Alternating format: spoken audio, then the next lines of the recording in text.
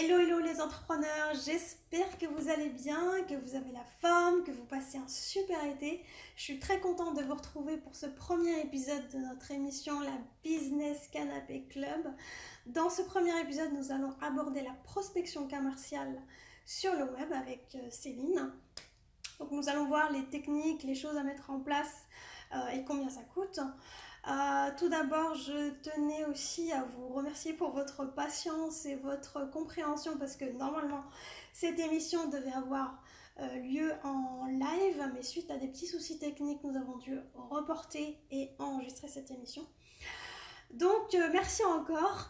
On va commencer donc tout de suite avec la présentation de Céline Setti, donc, qui est experte en vente et en prospection commerciale. À tout de suite.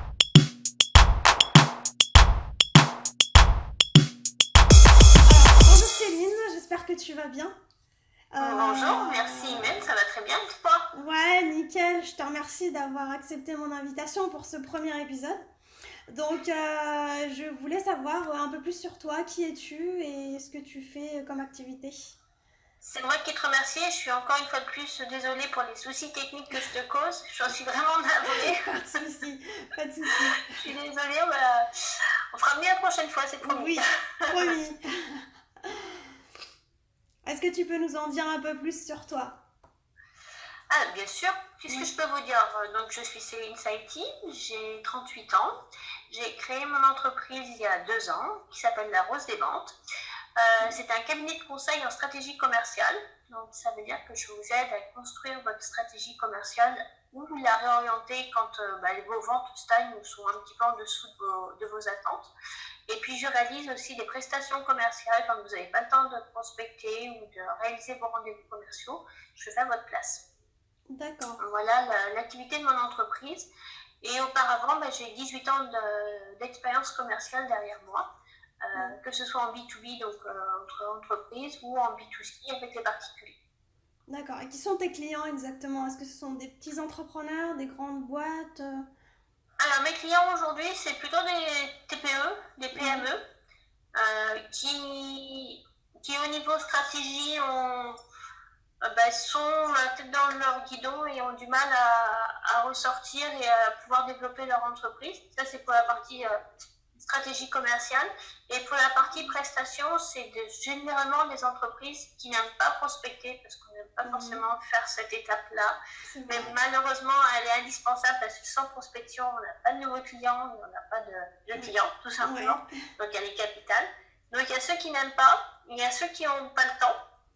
Ou alors ceux qui n'ont pas les finances pour embaucher un commercial à plein temps et qui préfèrent avoir un commercial quelques heures par jour ou par semaine et qui ça leur permet à moindre coût de pouvoir développer leur entreprise.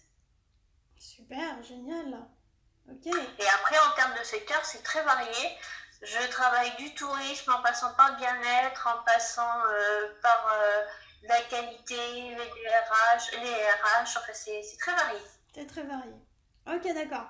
On va commencer tout de suite avec le vif du sujet. Donc, suite à un sondage qu'on avait fait directement sur le groupe pour savoir quelle était la thématique que les personnes voulaient voir abordée en premier, c'était tout d'abord, qu'est-ce que c'est que la prospection digitale et combien ça coûte?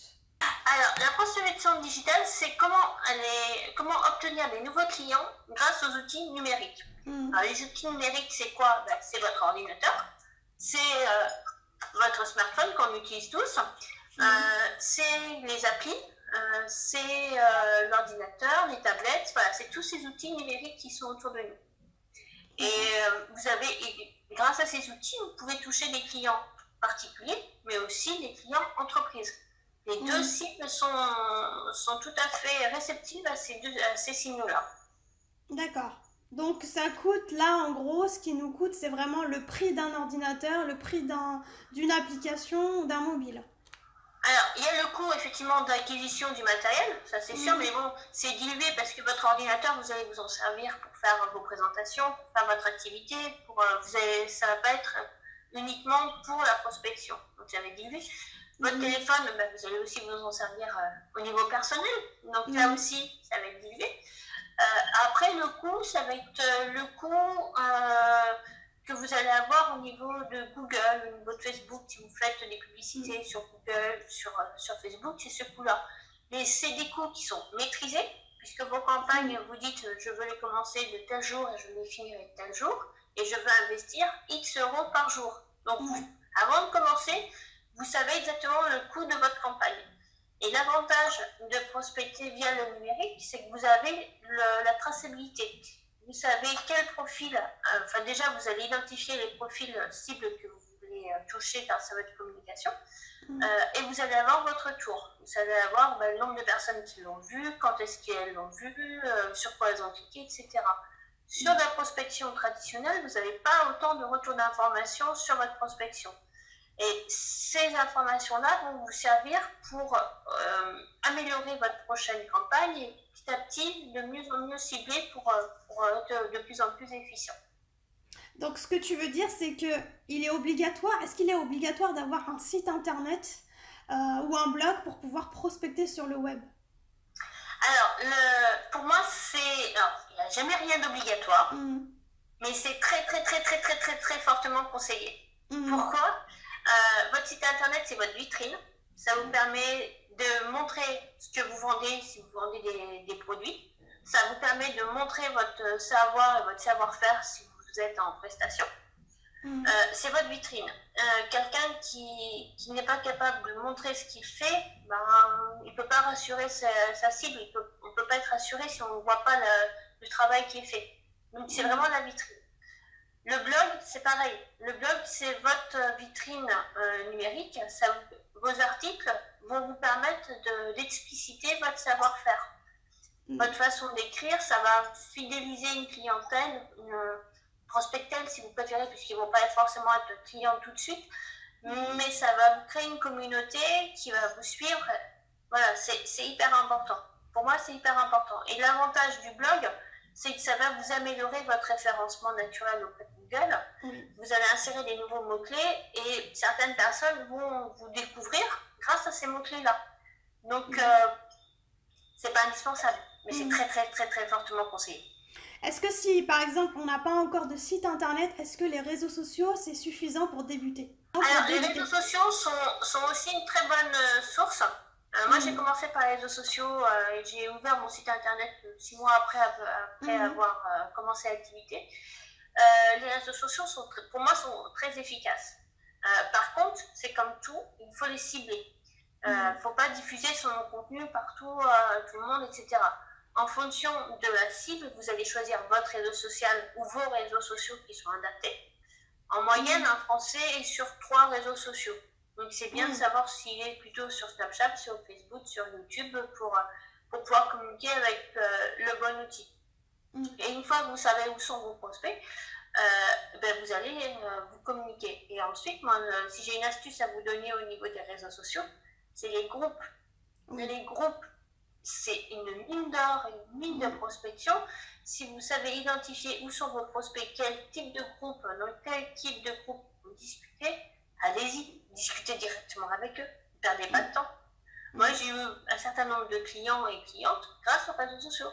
On avait discuté ensemble, ça se matchait, on a approfondi, j'ai envoyé un devis, on a travaillé ensemble et ça a duré, pour certaines, ça a duré je crois que je dois être à 9 ou 10 mois avec une cliente.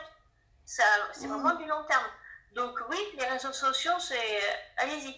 Par contre, il faut être capable de gérer son temps. Parce que c'est très facile de passer des heures et des heures sur les réseaux sociaux. Donc sachez gérer votre temps. Et puis cibler aussi. Cibler les groupes qui sont réellement intéressants pour vous. Mais ça, c'est au fur et à mesure que vous allez découvrir les groupes les plus intéressants. Ouais, c'est vrai que les groupes sont très très puissants pour pouvoir prospecter directement sur le web. Ça, je suis d'accord, Parce que c'est des gens qui sont qualifiés. Tout le monde est là pour la même chose, donc on a envie de parler de la même chose, on y va, on parle. Si, je sais pas, moi, si vous vendez des produits de couture et que vous êtes sur un groupe d'automobile, ça va être compliqué, quoi. Bon, ok, j'ai pris les extrêmes. C'est vrai, il faut cibler. Est-ce que pour toi, il faut avoir une accroche commerciale et une promesse pour pouvoir se présenter sur le web? Alors, il faut Alors, c'est bien d'avoir une accroche. Ça permet de tout de suite savoir de quoi on parle. En fait, il faut être capable de se présenter en moins d'une minute.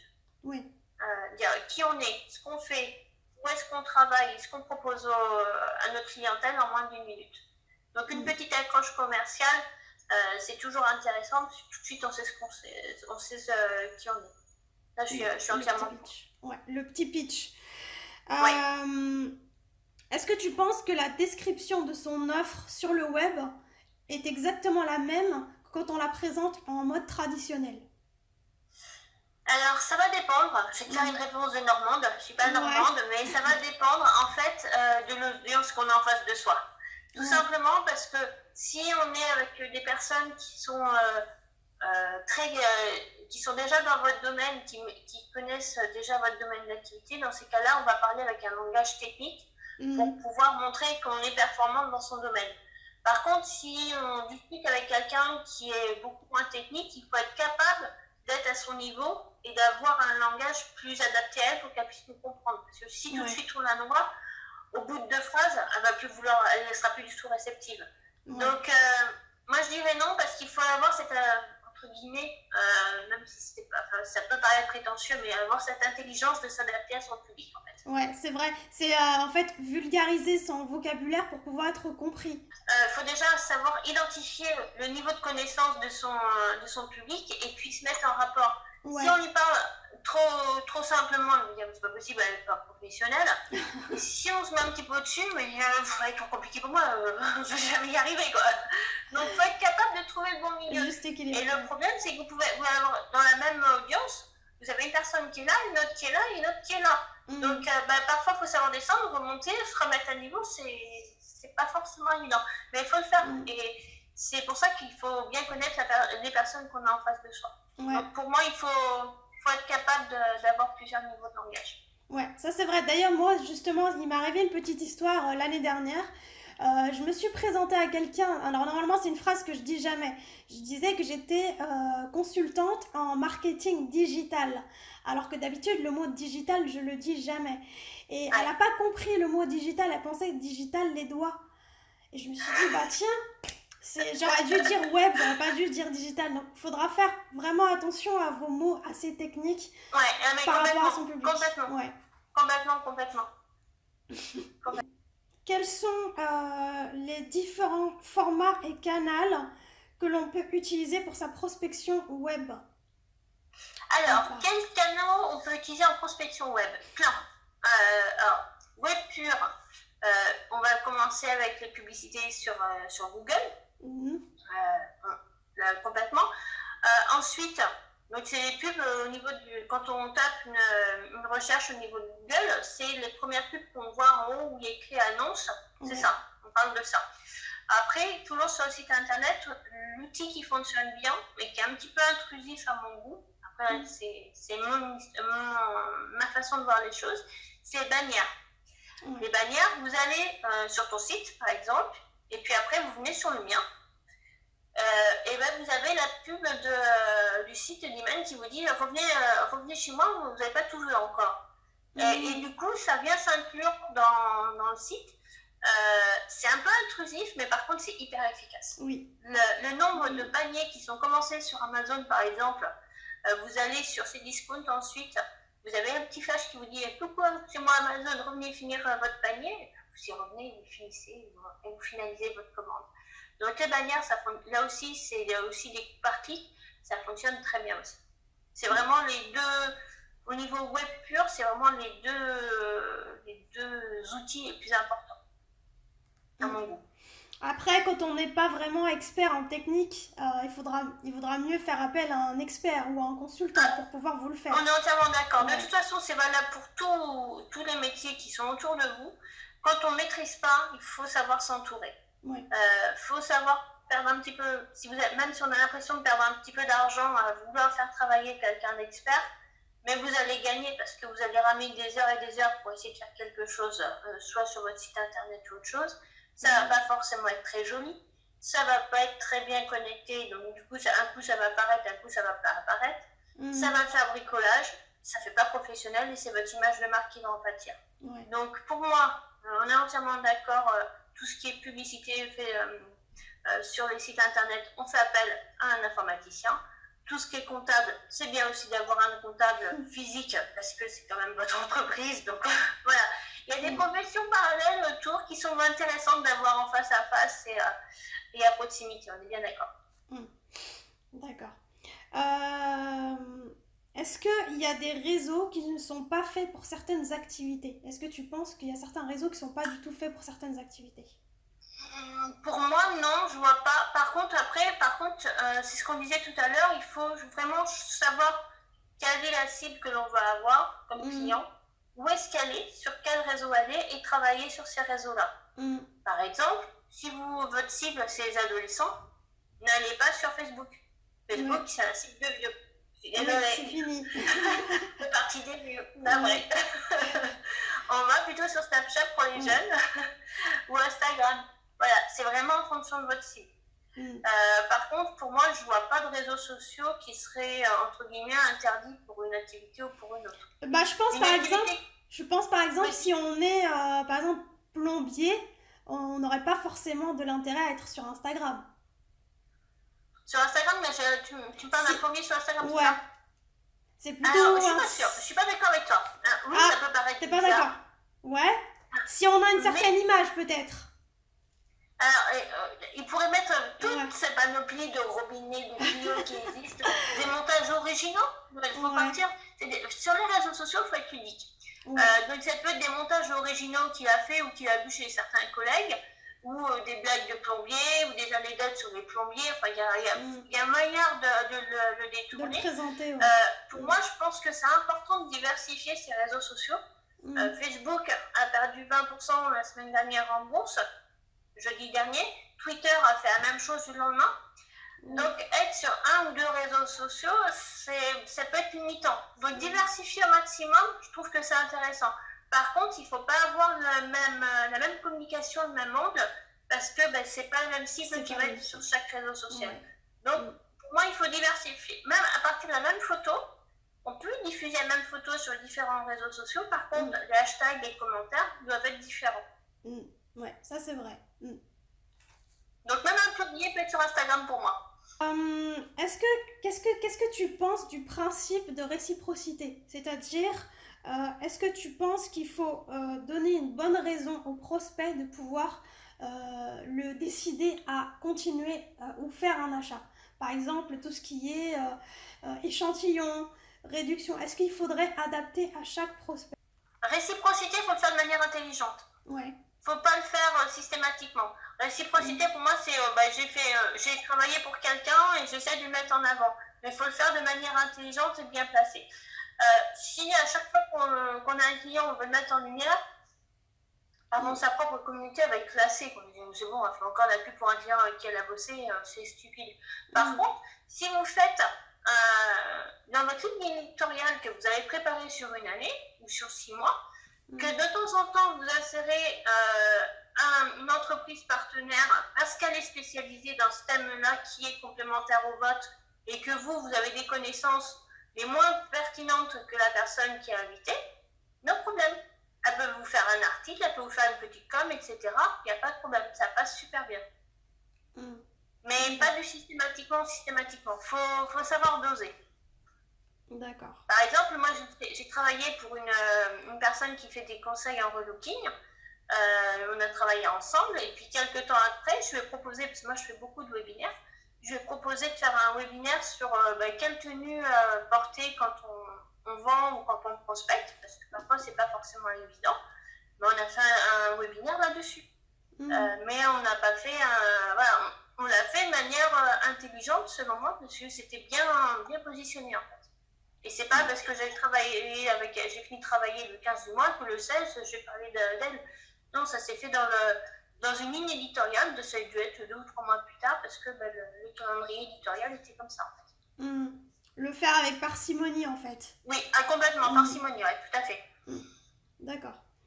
Que penses-tu du principe de rareté et d'urgence quand on fait une vente? Principe de rareté, intéressant. Après, alors, ça peut être... Quand on est producteur ou fabricant, c'est un bon moyen pour pouvoir valoriser ses produits. Donc ça, c'est très bien. Après, il faut être sûr de ce que l'on dit.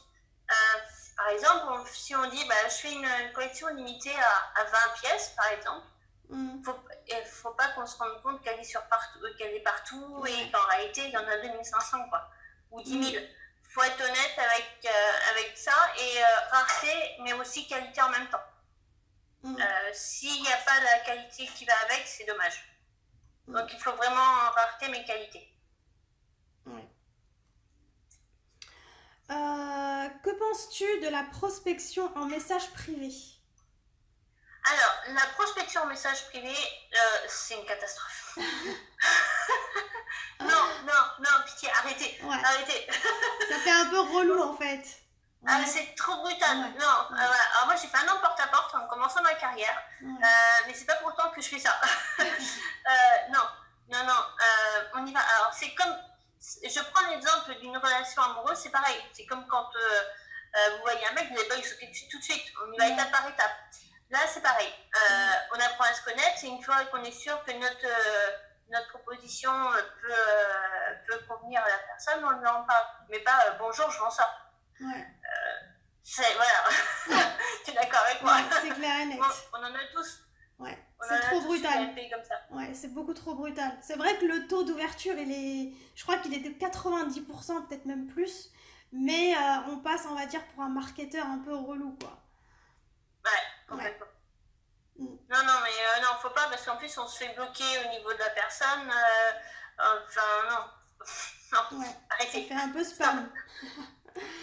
Il y a plein de moyens de communiquer avec les gens via les réseaux sociaux que les MP, donc non.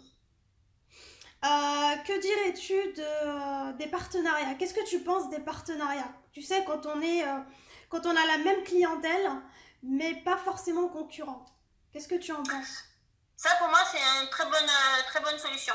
Partenariat, c'est très bien parce qu'en fait, la clientèle, par exemple, si on faisait un partenariat ensemble, ta clientèle peut être ma clientèle à terme, mais ma clientèle peut devenir la tienne. Donc ça, c'est de la réciprocité, c'est du réel partenariat, c'est super. Par contre, si j'ai un conseil à vous donner quand vous voulez mettre en place un partenariat, faites très attention aux partenaires que vous voulez avoir, parce que c'est aussi votre image qui va passer par lui.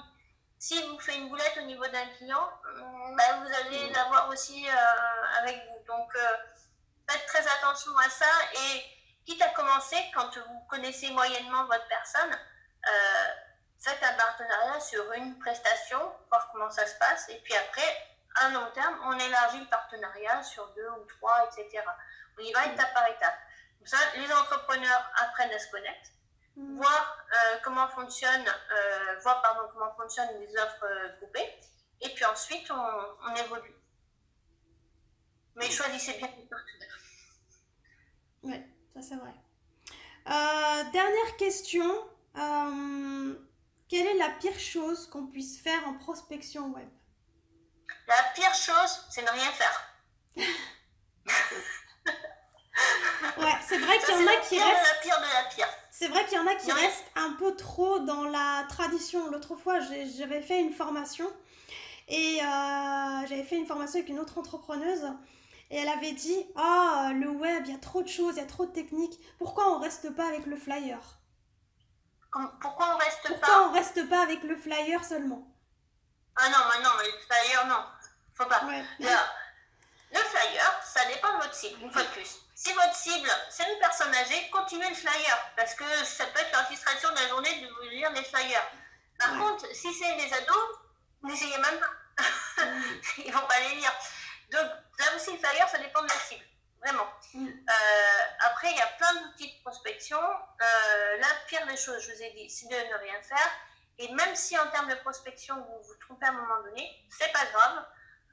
C'est avec ces erreurs qu'on apprend. Vous perfectionnez et on évolue. Il n'y a aucun problème là-dessus.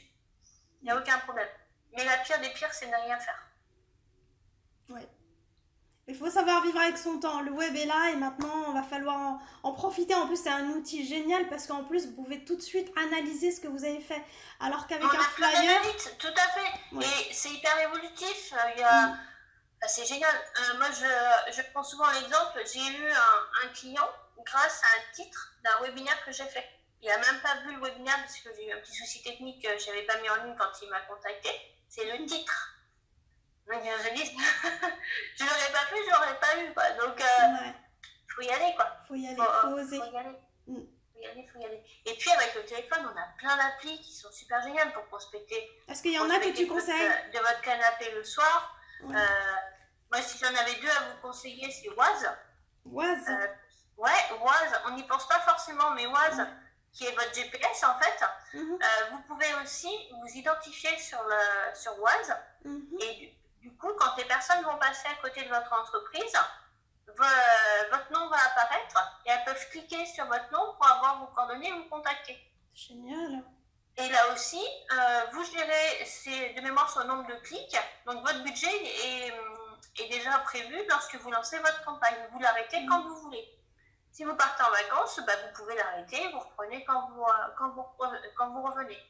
Donc, ça, et puis tout le monde utilise Waze. C'est un outil qui est super développé. L'autre conseil que je pourrais vous donner, c'est Sharp, pour ceux qui connaissent.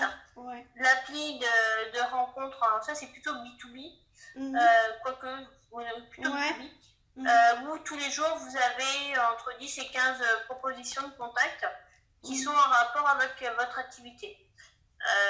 Les retours sont un peu plus mitigés parce que souvent vous propose des personnes qui sont de votre propre milieu. Donc, vous avez plus tendance à être en relation avec vos concurrents qu'avec vos clients. Mais à un moment donné, si vous paramétrez bien l'appli, vous pouvez avoir des personnes, des prospects qui deviennent des clients. Et là, c'est pareil. Moi, je faisais au niveau du petit-déj, je prends, je jette, enfin, je passe, je rencontre. En 30 secondes, vous avez déjà prospecté 15 clients quand vous n'avez pas encore fait votre petit déjeuner, quoi. Génial. C'est sympa. Ça, c'est bien. Ça, c'est bien. Génial. Je mettrai toutes les noms des applis directement dans la description, comme ça les personnes pourront les découvrir. Pas de souci. Pour les personnes qui voudront poser des questions directement en commentaire, est-ce qu'on y répondra en vidéo ou directement par message? Comment tu veux faire ça? Moi, je suis à ta dispo. On pourra refaire une petite vidéo si tu veux, quand j'aurai un peu plus de débit. D'accord. On pourra refaire une petite vidéo par messagerie, il n'y a pas de souci. Ils pourront te contacter directement. Super, génial. Je te remercie beaucoup, Céline. Merci beaucoup pour cette intervention. De rien, désolée une fois de plus. Pas de souci, t'inquiète pas. Je te remercie énormément et puis je te dis à très bientôt pour peut-être une nouvelle émission. À très bientôt tout le monde. À bientôt. Au revoir. Bye.